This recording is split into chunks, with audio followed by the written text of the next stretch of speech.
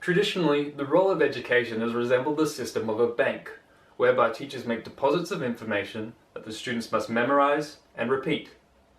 If you've had any education like mine, you will have encountered many of these bank-like teachers that have adopted what Sartre refers to as the digestive concept of education, whereby students need to be fed knowledge in order to fill them out.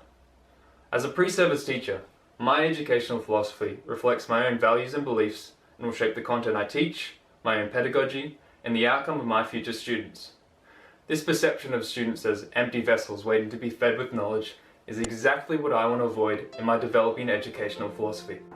As an educator, my role will not be to fill my students with facts and dates, but will resemble more that of a gardener. My job will be to help them grow as individuals, not bend them to my own ideas, beliefs, and values.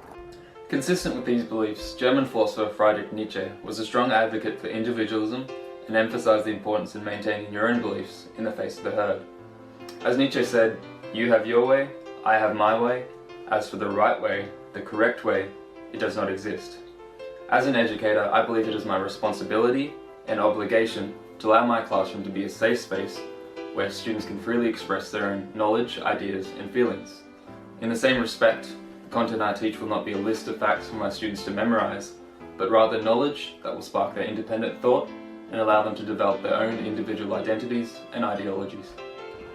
While students bring backpacks to school filled with books and stationery, they also bring what Pat Thompson describes as virtual school bags, which are full of all the things they've learnt from their friends, their families, and the world. In my classroom, I will value the cultural capital of all my students and allow them to share and build upon the contents of each of their virtual backpacks. I believe the best way to foster student individuality, critical thinking, and curiosity will be through a constructivist pedagogy, whereby the role of the teacher is to facilitate and guide the learning that emerges from students. This student-centered approach to teaching was founded by Swiss psychologist Jean Piaget, who believed that the purpose of education should be creating men and women who are capable of doing new things rather than repeating what previous generations have done. This resonates with what I believe. I want to avoid the functionalist ideas of social reproduction and a static society. Instead, regard my educational philosophy, the education system, and society as fluid systems that are continuously transforming.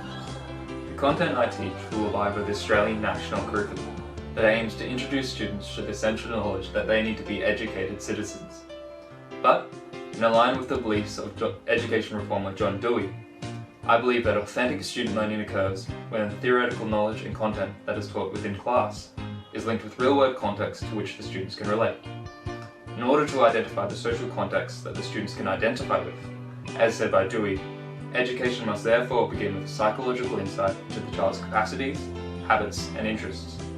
But what I teach my students will not be limited to what is contained within the Australian curriculum, and I will also make use of the hidden curriculum, the social learning that occurs within the education system, but which is not an official part of the curriculum. As well as teaching my students the content within my subject areas of English and history, I will also bring their attention to how meaning is created around difference and how norms aren't normal.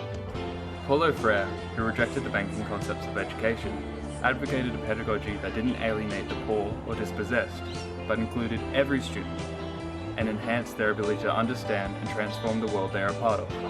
In his book, Pedagogy of the Oppressed, Freire said, "Those truly committed to liberation must reject the banking concept in its entirety, adopting instead the concept of men and women as conscious beings, and consciousness as consciousness intent upon the world." This aligns with my own educational philosophy.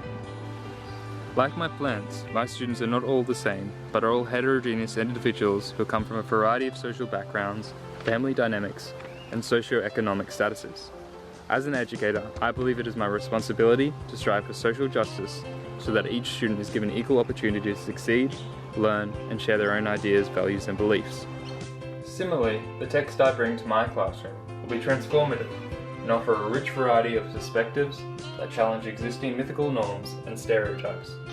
With a 59% variance in student performance attributable to differences among teachers and classes, I want my educational philosophy to benefit the outcome of all my students by furthering their knowledge, giving them a clearer sense of who they are, and manifesting the potential to transform the world. As Nelson Mandela said, education is the most powerful weapon to change the world. Our future rests in the lives of the youth, and education will equip them with the knowledge and skills to the problems that lie ahead.